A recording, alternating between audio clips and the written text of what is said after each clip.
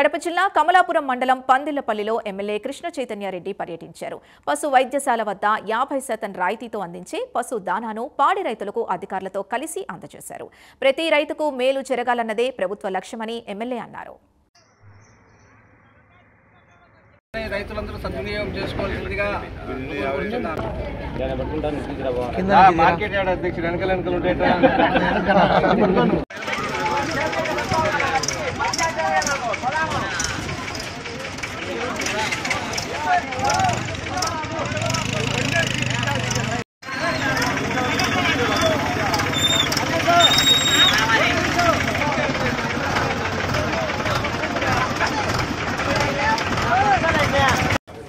ఇవన్నీ కాకుండా మీకు దానాకు సరిపడా జొన్న మొక్కజొన్న ఈ సద్దని కూడా 75% సబ్సిడీతో విత్తనాలు పంపిణీ కూడా జరుగుతూ ఉంది.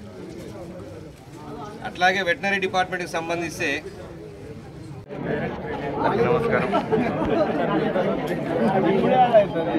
ఒక 10 రోజుల నుంచి రైతన్న మీకోసం కార్యక్రమం జరుగుతూ ఉంది.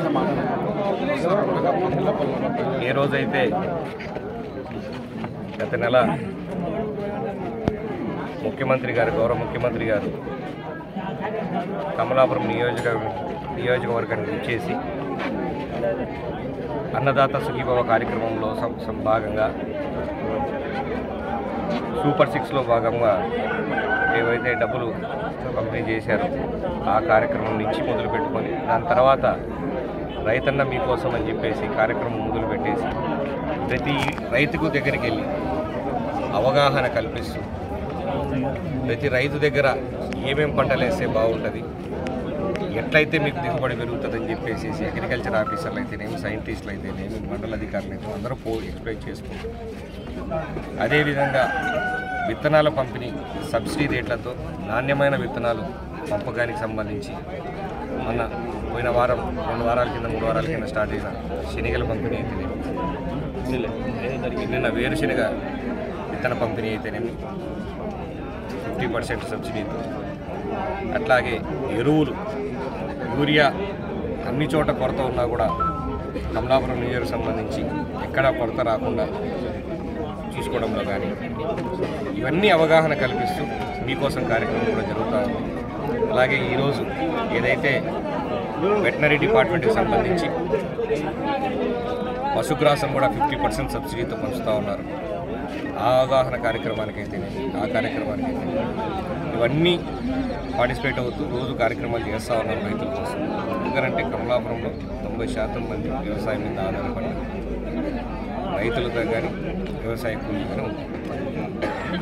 ఈ కార్యక్రమాలన్నీ చేస్తూ కూడా ఈరోజు 3వ తేదీ అన్ని ఆర్బీకేల్లో మీకోసం కార్యక్రమంలో రైతులకు నెక్స్ట్ వచ్చే 1 ఇయర్కి ఏమేమి అవసరాలు ఉన్నాయి, రైతులు ఏమేమి పంట వేయాలనుకుంటున్నారు, ఇవి వేస్తే బాగుంటాయని సూచనలు ఇస్తూ రైతులకు, అలాగే వాళ్ళు ఏం చేయాలనుకుంటున్నారో అవి కూడా అవగాహన తీసుకొని ఆఫీసర్లందరూ కూడా దానికి తగ్గట్టు నెక్స్ట్ 1 ఇయర్ ప్రణాళికలు రూపొందిస్తారు.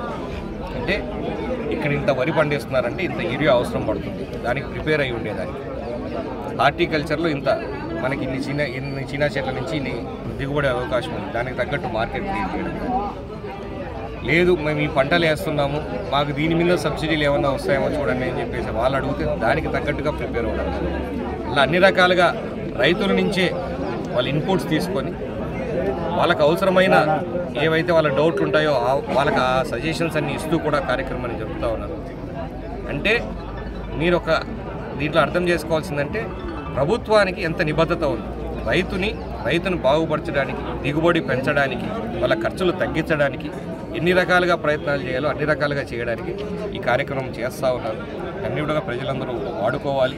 రైతులందరూ కూడా ఈరోజు 3వ తేదీ జరిగే ఆర్బీకే మీటింగుల్లో మీరు పాల్గొని మీ సజెషన్స్ ఇవ్వాలి, వాళ్ళు ఇచ్చే సజెషన్స్ తీసుకోవాలి. మన కమలాపురం నియోజకవర్గం అగ్రికల్చర్ మీదే ఆదాయం ఎక్కువ.